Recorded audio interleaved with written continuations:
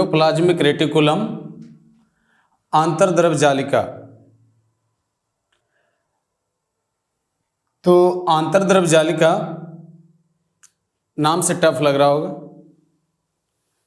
लेकिन ये समझना है कि एंडोप्लाज्मिक रेटिकुलम हमारे अंदर के सेल का मटेरियल है। जो हमारे अंदर सेल है, शरीर क्या चीज से बना? सेल से बना। सेल को मजबूत करना है तब शरीर मजबूत होगा। और सेल में ऐसा क्या है जो हमारे पीढ़ी दर पीढ़ी लक्षण,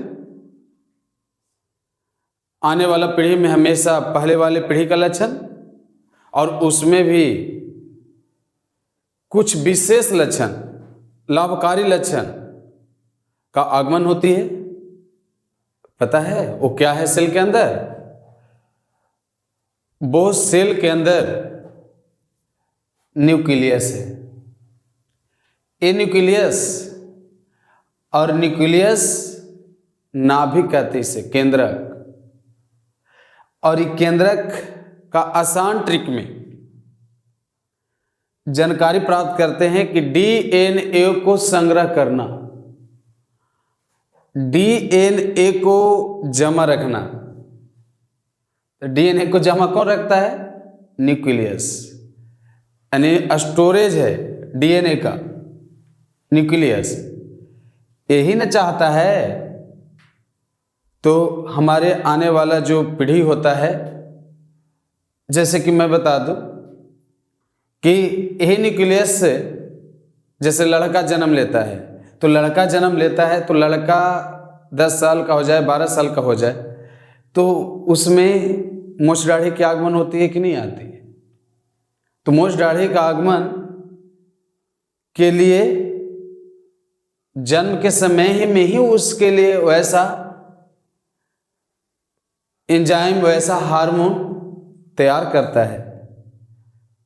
तो ये न्यूक्लियस का काम है कि कौन सा लक्षण लड़का में, कौन सी लक्षण लड़की में आए।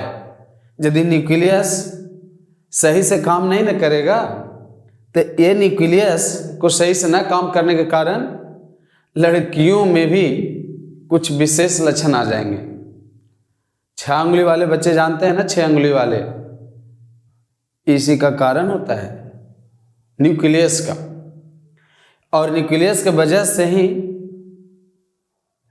एक साधारण लक्षण जो माता पिता का है वो संतान में, और विशेष लक्षण संतान में न्यूक्लियस के माध्यम से ही आता है। और ये न्यूक्लियस सही ढंग से कार्य करे, इसके लिए न्यूक्लियस के साथ में बहुत सारे ऑर्गेनल्स हैं सेल के अंदर में। यहां पर मैं बताऊं कि सेल प्लांट सेल भी है और एनिमल सेल भी है। तो प्लांट सेल जो पौधे की कोशिका और एनिमल सेल हम लोग की कोशिका। तो इन न्यूक्लियस के साथ साथ ये न्यूक्लियस का मेम्ब्रेन होता है। ये स्ट्रक्चर में आप देखिए, ये न्यूक्लियस का मेम्ब्रेन होता है जिसे न्यूक्लियर मेम्ब्रेन कहते हैं, केंद्रक झिल्ली कहते हैं। और केंद्रक झिल्ली से बाहर ये जो कोशिका का जो बाहरी लेयर दिख रही है ना, उसके अंदर में, ये बाहरी लेयर के अंदर सेल मेम्ब्रेन होता है, कोशिका झिल्ली होती है। तो केंद्रक झिल्ली और कोशिका झिल्ली के बीच तार के जैसी रचना होती है। देख रहे हैं, घुमावदार रचना दिख रहा है ना, एक घुमावदार रचना है। और यही घुमावदार रचना का नाम है एंडोप्लाज्मिक रेटिकुलम। एंडोप्लाज्मिक रेटिकुलम आंतरद्रव जालिका कहते हैं। आंतरद्रव जालिका एंडोप्लाज्मिक रेटिकुलम जो तार के जैसी रचना है। और ये तार जैसी रचना इसलिए है क्योंकि न्यूक्लियस संबंधित है कोशिका झिल्ली से, क्योंकि न्यूक्लियस अकेले कुछ नहीं कर सकता। जैसे मान लिया कि कोई नारा लगाता है इनकलाब जिंदाबाद, तो साथ में जिंदाबाद बोलने वाले होते हैं ना, तो उसी तरह से न्यूक्लियस का सपोर्ट में और ऑर्गेनल्स चाहिए ना, तो वही अन्य जो ऑर्गेनल्स हैं वह है आंतरद्रव जालिका। और ये आंतरद्रव जालिका जो है, ये देखिए, ये छोटा छोटा छोटा छोटा पहचान बना होगा बिंदी के जैसा, बिंदी जैसा दिख रहा है ना, ये बिंदी जैसी जो रचना है, वो बिंदी जैसी रचना का नाम होता है राइबोसोम। राइबोसोम में देखिए, बिंदी जैसा रचना का नाम राइबोसोम होता है। और ये राइबोसोम जब रहेगा इस रचना पर, इंडोप्लाज्मिक रेटिकुलम, शॉर्ट में मैंने यहाँ लिखा हूँ इंडोप्लाज्मिक रेटिकुलम, तो राइबोसोम जब इंडोप्लाज्मिक रेटिकुलम पर रहेगा ना, तो वैसी रचना रफ कहलाएगा। क्या कहलाएगा? रफ। रफ माने रूखड़ी, रूखड़ी आंतरद्रव जालिका जब राइबोसोम उपस्थित रहेगा। अब यहां ये देखना है, इस तरफ देखिए तो स्मूथ इंडोप्लाज्मिक रेटिकुलम, देखिए इस पे बिंदी नहीं है और इस पे बिंदी है, मतलब वैसा पहचान है बिंदी के जैसा छोटा छोटा। तो छोटा छोटा जो पहचान है वह स्मूथ इंडोप्लाज्मिक रेटिकुलम के लिए नहीं होगा, और जब बिंदी जैसी पहचान होगी तो वह रफ कहलाएगा, रफ इंडोप्लाज्मिक रेटिकुलम। तो ये हो गया रफ इंडोप्लाज्मिक रेटिकुलम, और जब न रहेगा तो स्मूथ इंडोप्लाज्मिक रेटिकुलम। और ये संबंध है किससे? न्यूक्लियस से। और ये न्यूक्लियस के साथ इसका संबंध इसलिए है क्योंकि कोशिका को, सेल को क्रियाशील बनाए रखता है। अब इंडोप्लाज्मिक रेटिकुलम के बारे में जब इतना जान गए कि इंडोप्लाज्मिक रेटिकुलम का संरचना कैसी है, तो इसको देखने वाला तो कोई फर्स्ट टाइम होगा ना। ऐसा तो नहीं ना था कि ये छपा हुआ है, आखिर साइंटिफिक इसका रीजन है, इसको बनाया गया है। और ये भी याद रखिए कि चाहे प्लांट सेल हो या एनिमल सेल हो, इंडोप्लाज्मिक रेटिकुलम रहेगा ही। और इंडोप्लाज्मिक रेटिकुलम का फंक्शन क्या है? राइबोसोम को बांध के रखना, राइबोसोम को तैयार रखना। अब जान करके लग रहा हो कि थ्योरिकल, तो इसको देखे कुछ हम दैनिक जीवन पर हम इसको बताएंगे। तो दैनिक जीवन में क्या इसकी महत्व है, तो मैं बताने के लिए यहां पर प्रयास कर रहा हूं राइबोसोम के बारे में, कि राइबोसोम को इंडोप्लाज्मिक रेटिकुलम कैसे बांध के रखता है। तो सबसे पहले हम बात करेंगे कि जो राइबोसोम होती है वो बड़े जीवों में 80S भेड़बर का होता है, 80S का होता है।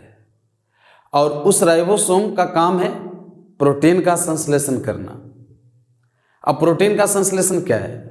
अब एक हमें रोटी, दाल, वो प्रोटीन की बात नहीं कर रहा हूं यहाँ पर। प्रोटीन का संश्लेषण कहने का मतलब है कि जो पेरेंटल, माता पिता का जो लक्षण है वो संतान मिलाना। तो क्या हो गया? कॉपी हो गया। तो जिस प्रकार से प्रिंटर से कोई हार्ड कॉपी रखने के बाद प्रिंट आउट करते हैं ना, तो उसे फोटोकॉपी कहते हैं। उसी प्रकार से माँ बाप का जो लक्षण आता है संतान में ना, वही लक्षण को आना प्रोटीन का संश्लेषण कहलाता है। मतलब फोटोकॉपी हो गया। एक वो आप मेन कॉपी रखते हैं और उसे आप 5, 10 जितना निकलवाना उसको आप 2 कॉपी निकलवाते हैं कि नहीं।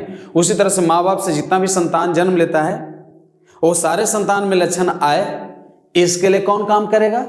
राइबोसोम। तो अब राइबोसोम आवश्यक हुई ना।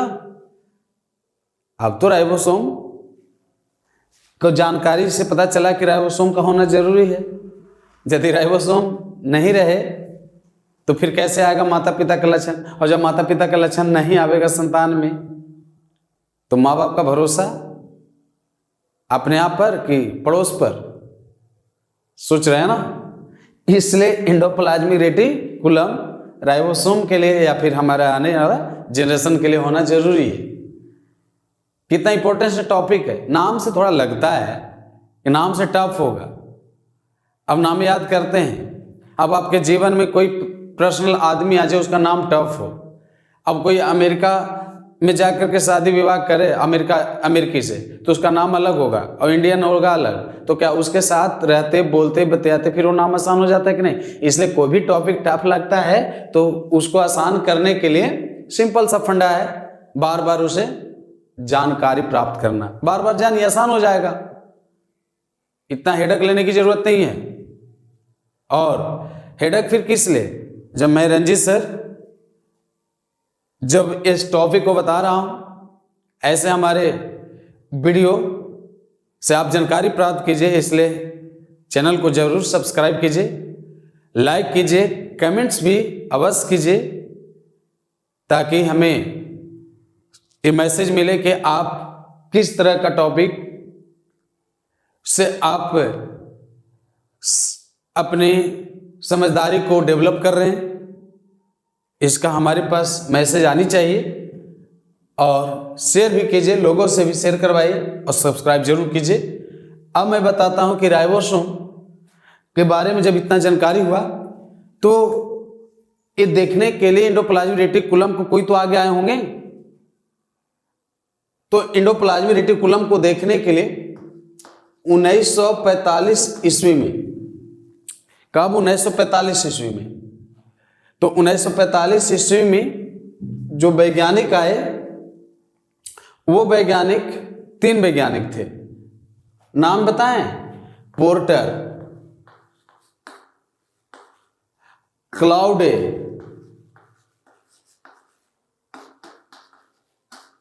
और फुलम। ये 3 वैज्ञानिक ने एंडोप्लाज्मिक रेटिकुलम को देखा, वो भी कौन से माध्यम से? टिश्यू कल्चर के माध्यम से। टिश्यू कल्चर क्या है? साधारण गुण वाले टिश्यू को बदलकर विशेष गुण वाले, माने अच्छा गुण वाले टिश्यू को ले आना, टिश्यू कल्चर कहलाता है। तो टिश्यू कल्चर करवा रहे थे और टिश्यू कल्चर के समय में एंडोप्लाज्मिक रेटिकुलम को देखने का काम किया, नाम नहीं लिखा, देखने का काम किया। उदाहरण के तौर पर अब बाल बच्चे को जन्म माँ बाप देते हैं, लेकिन अक्सर सुनते होंगे कि एक अदर व्यक्ति से उसका नामकरण करवाते हैं और खोजते चलते हैं कि आप बहुत अच्छा नाम रखते हैं, इसलिए बच्चे को जन्म देते माँ बाप। नाम रखने के लिए तो कोई भी होता है ना जो नाम रखते हैं, तो नाम रखने वाले कोई भी नामकरण कर सकते हैं। तब 1945 के बाद आया 1952, तब 2 वैज्ञानिक आए, पोर्टर और कालमैन आए। पोर्टर और कालमैन जब आए 1952 ईस्वी में, तब इस विशेष रचना का नाम रखा एंडोप्लाज्मिक रेटिकुलम। 1952 ईस्वी में। आप नीट पैरामेडिकल का तैयारी कर रहे हो तो इन बातों पर भी आप गहन अध्ययन कीजिए। और पोर्टर और कालमैन ने 1952 ईस्वी में एंडोप्लाज्मिक रेटिकुलम नाम दिया और बोला कि हमारे शरीर में लिवर, जानते हैं ना, लिवर भोजन पचाता है, खाते पीते हैं, भोजन कौन पचाता है? लिवर, क्योंकि बनाता है वाइल, पीत बनाता है। पैनक्रियास, नाम लंबा होगा लेकिन याद रहे, डायबिटीज लोग को होती है ना, मधुमेह रोग, चिनिया रोग होती है ना, पैनक्रियास में खराबी आने के कारण। तो पैनक्रियास जिसे अग्न्याशय कहते हैं, मैं पैनक्रियास का स्पेशल वीडियो बनाऊंगा, आप लोग तक भेजूंगा, स्पेशल हर एक चीज़ का टॉपिक दूंगा, बस आप हमारे चैनल पर बनल रहिएगा। तो पैनक्रियास और लीवर की जो कोशिका है ना, उसमें एंडोप्लाज्मिक रेटिकुलम ज़्यादा विकसित होती है। याद रखिएगा, लीवर अग्न्याशय, पैनक्रियास लीवर, यकृत अग्न्याशय। तो लीवर और पैनक्रियास की जो कोशिका है ना, उसमें एंडोप्लाज्मिक रेटिकुलम ज़्यादा विकसित होता है, जहां पर वसा प्रोटीन का ज़्यादा से ज़्यादा जहां संश्लेषण हो ना, तो ऐसे भी जानते हैं कि लीवर का सेल बहुत तेजी से विकसित होता है। तो लीवर और पैनक्रियास का जो सेल है उसमें एंडोप्लाज्मिक रेटिकुलम ज़्यादा विकसित होता है। और एंडोप्लाज्मिक रेटिकुलम का काम क्या है? न्यूक्लियस के सारे संदेश को केंद्रक झिल्ली से कोशिका झिल्ली तक पहुंचाना, क्योंकि उनके बीच में राइबोसोम है और राइबोसोम फोटोकॉपी करता है। तो एंडोप्लाज्मिक रेटिकुलम न रहेगा तो राइबोसोम किस पर रहेगा? सिंपल सा फंडा है। और राइबोसोम न रहेगा तो फोटोकॉपी, मतलब माता पिता का लक्षण की कॉपी कौन करेगा? और माता पिता का लक्षण कॉपी ना होगा संतान में, तो फिर संतान कुछ और माँ बाप कुछ और। ये अच्छी बात है, प्रकृति का बच्चा हो जाए सांप केकड़ा के रूप में आ जाए, ये अच्छी बात है। मनुष्य का बच्चा, हर कोई चाहता है कि मनुष्य का बच्चा मनुष्य जैसा है और न तो उसमें सुधार हो, तो इसके लिए कौन काम करेगा? राइबोसोम। और राइबोसोम किस पर रहेगा? एंडोप्लाज्मिक रेटिकुलम पर। और एंडोप्लाज्मिक रेटिकुलम की जानकारी 1945 में, किंतु उसकी नामकरण 1952 में कौन वैज्ञानिक लिखा हुआ है? पोर्टर और कालमैन ने इसका नामकरण किया। 3 वैज्ञानिकों ने इसे देखने का काम किया, कहां कहां लिवर और पैनक्रियास में इसका ज्यादा से ज्यादा विकास होती है, जिसका नाम एंडोप्लाज्मिक रेटिकुलम है। यह 2 प्रकार का होता है, स्मूथ और रफ होता है। स्मूथ माने चिकनी और रफ माने रूखड़ी। तो चिकनी और रूखड़ी 2 प्रकार के एंडोप्लाज्मिक रेटिकुलम रहता है सेल के अंदर। और वो भी सेल कौन सा? माइक्रोब्स में नहीं, माइक्रो ऑर्गेनिज्म में नहीं, किस में? बड़े सेल में। बड़े सेल में कौन आते हैं? हम लोग का सेल, जानवरों का सेल और बड़े पौधे का सेल। इन सेल में एंडोप्लाज्मिक रेटिकुलम ज्यादा विकसित होता है। तो उम्मीद है कि आप हमारे चैनल पर यानी बने रहिएगा और इस तरह का टॉपिक हमेशा आप अध्ययन करते रहेंगे। आज इतना ही। धन्यवाद। जय हिंद।